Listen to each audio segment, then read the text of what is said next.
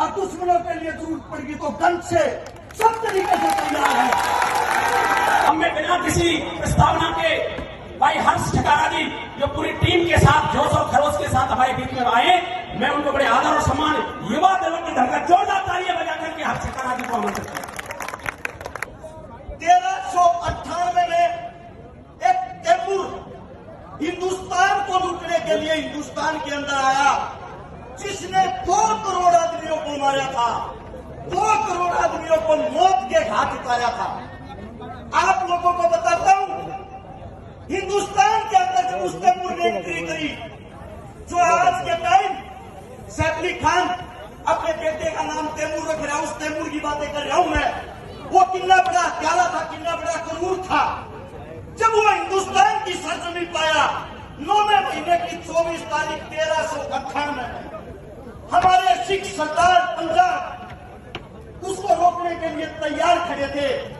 2.5 लाख आदमियों की सेना के साथ, हमारे सिख समाज की बहन बेटियों के साथ उस करूर हत्यारे में इकट्ठा करके 1 लाख आदमियों को एक बार इकट्ठा करता था और 1 लाख आदमियों को इकट्ठा करके उनके आदमियों को गजगुड़ी की तरह काटता था और काट के उनकी ऐसी जमीन पे घाल लगा के उनके ऊपर बैठ के आदेश देता था, जितनी भी औरतें, जितनी भी बहन बेटियां हैं, सबका मेरी आंखों के सामने बलात्कार करो।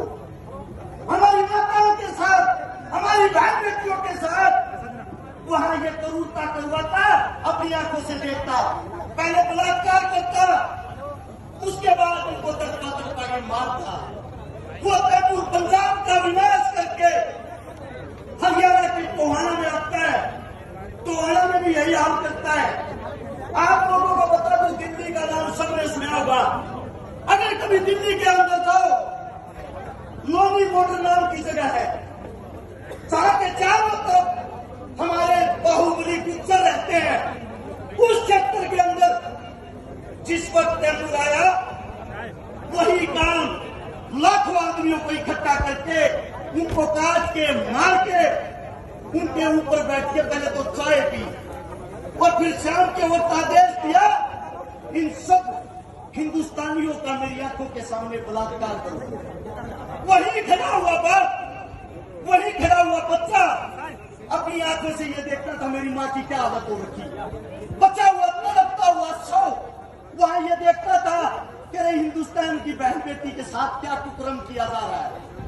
जब उस तैमूर ने सोचा, हरिद्वार नाम की जगह है, हरिद्वार को दूषित करूंगा, हरिद्वार में हर की पीढ़ियों का विनाश करूंगा, हिंदुओं का नाश करूंगा, हिंदुस्तान को खत्म करूंगा।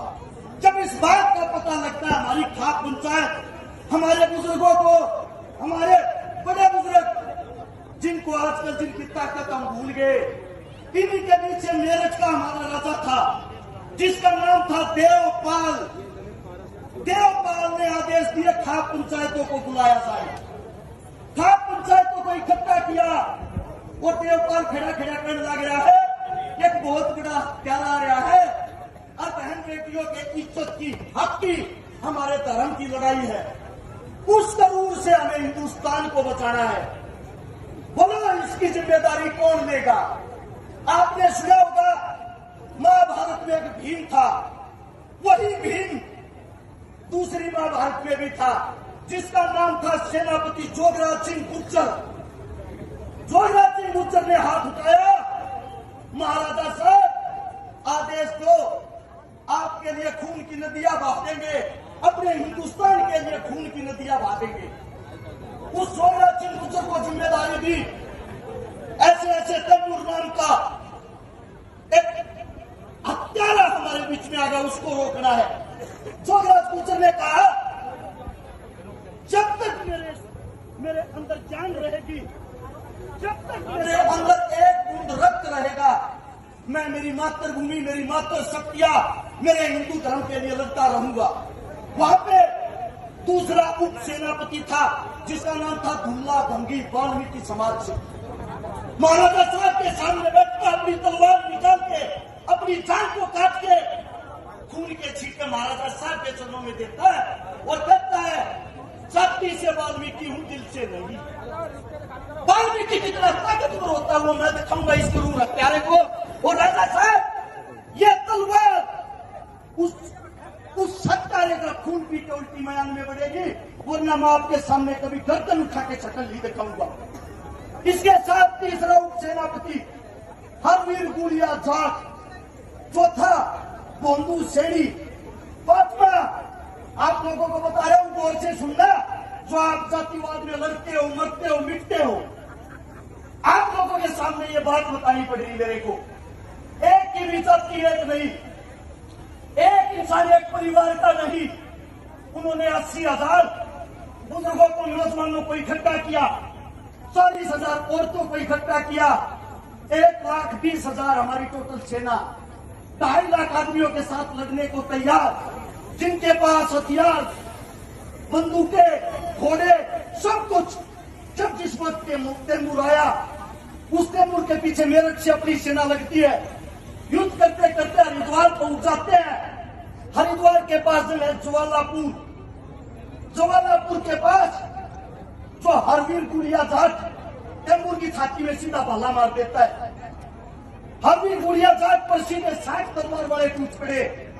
जोगराज गुज्जर ने देखा मेरा भाई मुसीबत में है, अपने भाई के पास अपनी जान की परवाह करे बगैर अंदर घुस गया। एक हाथ से हरवीर गुड़िया जाट जो घायल है उसको कंधे पे उठा रहा है, दूसरी तलवार से गर्दन मुड़ी की तरह आदमियों को काट रहा है। 5,000 आदमियों को अपनी भाई के लिए, जो उसके जिस्म पर वे निशान थे, उनके लिए 5,000 आदमियों को काट भगाया। तब पता लगता है जोगराज सिंह गुज्जर को घेर लिया। दुर्ला बाल्मी की अपनी सेना के साथ वहां घुसता है, 1,300 आदमियों को मौके पर काट देता है।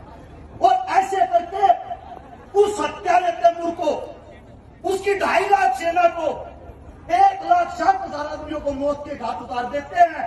अपने खाप पंचायत के नौजवान, अपने खाप पंचायत के योद्धा, और वही तैमूर इन बुजुर्गों से, इन जाटों से, इन ब्राह्मणों से, इन राजपूतों से, इन अहीर वालों से डरता हुआ वापिस हिंदुस्तान को छोड़ के अपने देश में भाग जाता है। आज सबसे बड़ा चर्चा का विषय, आज अगर कोई जाट रोड के ऊपर मर रहा है, अगर उसके पास से जाट ही जा रहा है, पता है क्या करेगा? मरने तो सारे को, हमारा क्या था। अगर आज कोई राजपूत मर रहा है, उसी का भाई उसकी टांग खींचता है। आप लोग कमजोर नहीं थे, हमारे बुजुर्गों ने हमें ये संस्कार कभी नहीं दिए कि आप जाट राजपूत गुज्जर ब्राह्मण बन के लड़ते रहो।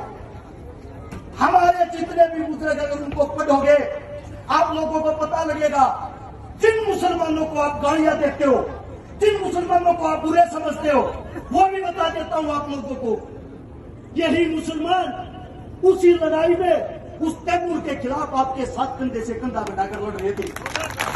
अब आप लोगों को बनाया जाता है, आप लोगों को फुसलाया जाता है कि मुगलों आए, मुगलों ने देश का विनाश कर दिया। मैं भी कहता हूं कर दिया, लेकिन मुगल हमारा मुसलमान नहीं था। जो तैमूर आया वो हमारा मुसलमान नहीं था। हमारे मुसलमान ने तो हमारे लिए शहादत दी है, जान दी है। आप लोगों को बताता हूं ये राजनीति, ओछी और घटिया राजनीति करने वालों को बताता हूं, हमारे को जातिवाद में मत बांटो, हमारे को धर्मवाद में मत बांटो। हम सबका भला करना चाहते हैं, सबके साथ भाईचारा करना चाहते हैं, सबको साथ लेकर चलना चाहते हैं।